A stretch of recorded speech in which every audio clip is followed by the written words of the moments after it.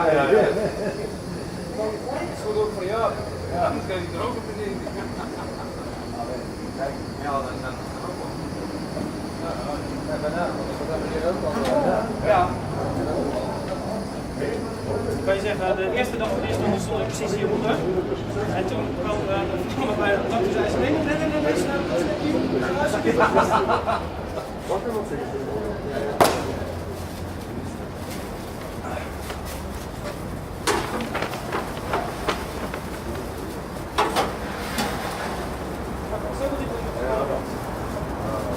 temperatuur gaat nu langzaam omhoog, dus dit is de eerste brand die we doen.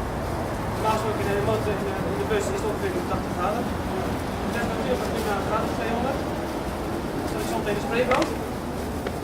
Die voelen jullie, dus ongeveer 1,2 meter.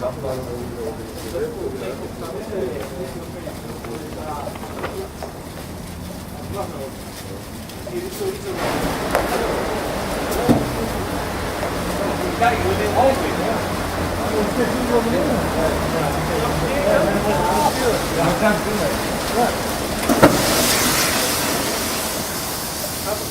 Doe nu met de hand, tot dit 10 seconden.